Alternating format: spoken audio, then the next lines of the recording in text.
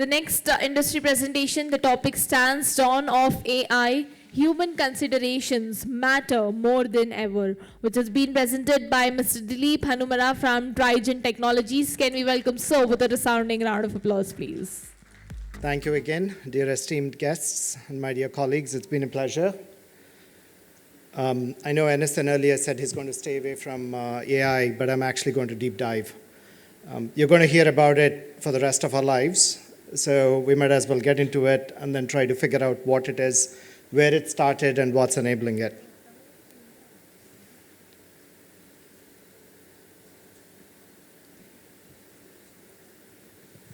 Okay. I use common sense and human as synonymous.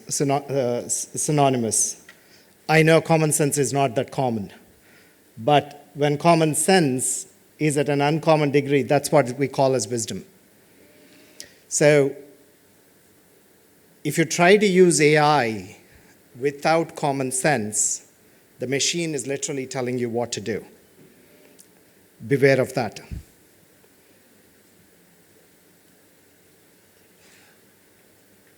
Sorry, can you move? Clicker is not working. Okay, so I'm going to take a little bit of deep dive and then come back quickly. What led to where we are today, right? It's pretty much, adoption at scale is the reason why we are here today. And the reason for that is standardization across the globe.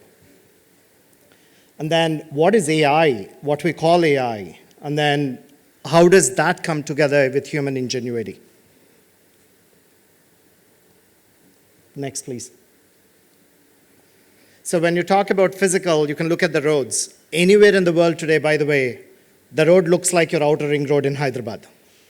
Most of you might have taken a flight, or some of you might be on the ring road every day. You go to US, you go to Europe, that's how the roads look.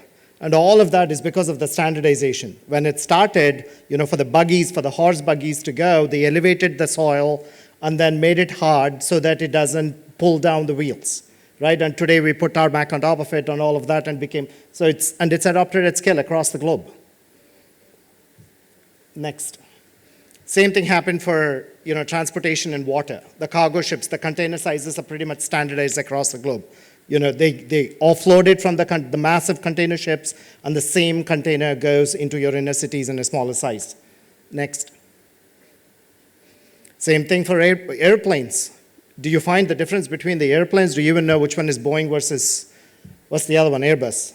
So, all of this trying to make my point on the physical. And then when you come to chips, next please. Even the silicon has become the standard for all of our digital chips. The technology is CMOS, TSMC, it's CMOS which was licensed from US. All the foundries, all of them are based on CMOS technology. That's also a massive standardization at scale. Next. So digital, today the digital converged in a laptop, a mobile phone, you have your personal computers, and then you have your servers, which at a massive scale they call cloud, and then the software also converged at scale. Next. So, and then the communication technology, right? So we also standardized on the GSM CDMA, and then today we moved away from the copper to the fiber technology, but now the latest ones are coming in. Satellite is becoming more and more common. Other standardization scale methods are coming into play. All of that is bringing things together. Next. So now the physical and the digital is what is called as digital transformation, right? So the physical communication methods and your digital applications of your data, workflows, your user experience, all of that coming together is what is essentially forming your digital transformation. Next. So now I call something as intelligent transformation. Now, what is intelligent transformation? It's the combination of your massive amounts of quality data. Data by itself, garbage in, garbage out, doesn't mean much, right? So it's quality data at large volume, and then the storage, and then the compute of the data at scale. All of that is today possible at scale, again, at a cheaper price because of cloud, because the compute has become cheaper, storage has become massive cheaper. Before, only the developed countries and few companies had the privilege to own those technologies, and today it's at a massive scale available to every citizen in the world. Next. So the intelligent transformation, what did it do? The big data, the storage, and the compute at scale, what did it do? It speeded up the calculations, all your search engines, gamings, all your workflows. And then it's starting to go further. It's trying to find associations within this big data. The pattern recognition that we naturally do, these machines are starting to do that. So detect even, the algorithms now better than a human eye at a pace which is much faster than any of us can do. I think earlier, they were talk about the police department in Telangana, how they're using technology. These are some of the technologies that they're using. Next. So what is intelligent transformation? The digital transformation in the cycle, you start with your data, your transaction systems, you take your data, you convert that into some level of information, and then you gain some insights. That's where your digitalization, your digital transformation stops. But then, now as that merges with your pattern recognition, exception monitoring, automation doing of things, that's where actions will start to happen within the technology itself. And then that's what will let you drive outcomes. Today, a big part of things can be used using intelligent transformation, which is a combination of your data plus compute. Next, please. So, when you talk purely about AI, right? So 𝗬𝗃 is a great program. I think we've been talking about this since the Big Blue beat 𝗬𝗃. So that's a great example. But then, does the computer know that it is playing chess? Does it know whether it's playing against a human or whether it's playing a machine? Next, please. So and then now let's translate to human intelligence, right? Most of these things are very intuitive for us. Causal thinking. Children as early as 2 ask the question of why.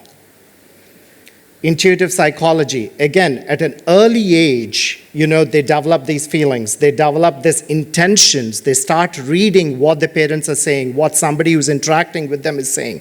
Computers can't do that today. They might get there, but that's not intuitive for them. Intuitive physics, children understand the time and space in which growing up. That's very intuitive for them.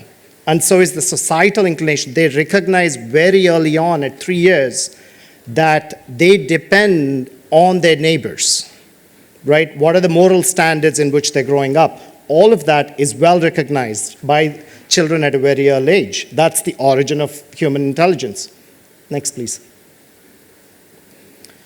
So if you look at it, and if you talk of nature as science and what we're calling artificial intelligence, which is still a very brute force method, right? We just put horizontally scaled compute, and we're calling it AI, and the compute at scale. Watson, you might have seen the Jeopardy when Watson beat Jeopardy 15 years ago. It consumed about 85,000 watts. Human brain consumes about 20 watts to do the same thing, right? So, and human brain runs on glucose, obviously, the supercomputers. So there is a cost to it, right? By itself, artificial intelligence doesn't mean much. Next, please. So now, when you combine all the different concepts that we talked about, standardization led to scale, that led to artificial intelligence coming in, and now if you combine that with human intelligence and with our common sense, I call this CPR, which is cost, performance, and reliability. By the way, you don't get CPR in any other country than India. You achieve CPR in India, the cost, performance, and reliability, that's when you can sell anywhere in the world. We have that scale. What will that do? Sorry, just go back for a sec. That will shift productivity, right? You don't have to do your mundane tasks anymore, right? So the machine can do it. And now all of a sudden you'll start to think about diverse set of applications. Earlier I talked about electricity. It's the same thing. Don't be surprised. In 10 years, the chair you're sitting in will probably tell you, you've been sitting there for 2 hours, go take a walk on your app. Next, please. Yeah. So we live in a people-centric world. We cannot just let the machines do everything. That won't be really helpful, and without humans as part of the play, it doesn't mean much, right? Most problems that we deal with every day are human problems, right? And all of these, like the inferences, pattern recognition, critical thinking, each and every one of these have to be where the human has to be in the loop. Next, please. So, where will these help? education, right? I talked about this earlier. Today, education can be the combination of the standardization of the material, use of AI, and human ingenuity and common sense. You can achieve really scale. Now the AI models, you can actually put them on your phones pretty soon. In the next 2 years, you will start seeing form factors that are coming where a 5,000 Android phone will already have what they call as, what do they call it? NPUs, I think, neural processing units, right? So they're a combination of GPUs and CPUs. You put them in, and you can load your entire K-12 curriculum on it. And if someone is interested to study math or science, the machine can help you teach, right? But you will always, so that combination will work. Same thing in healthcare, same thing in law. By the way, in United States of America, there is a whole movement. There is a digital lawyer, there's an AI lawyer, there's an AI judge. The lawyers are protesting against it. They don't want it to go live.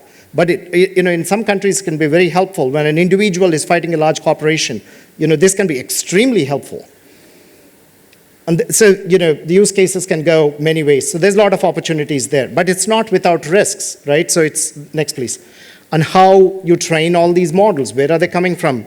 Data privacy was not really covered today, but I think that's a huge subject, and that's something which we need to be very careful of. Cybersecurity is covered amply, and I think it's going to be covered again, so I'm not going to talk about it. Next, please.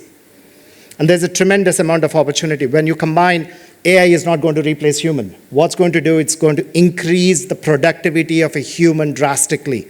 You plus a machine can do wonders.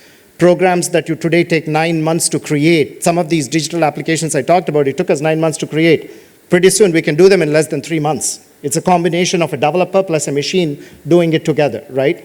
So in the economics terms of land, labor, and capital, labor is not just human labor anymore. Labor is human plus an AI agent. That's something we should all take note. Thank you very much.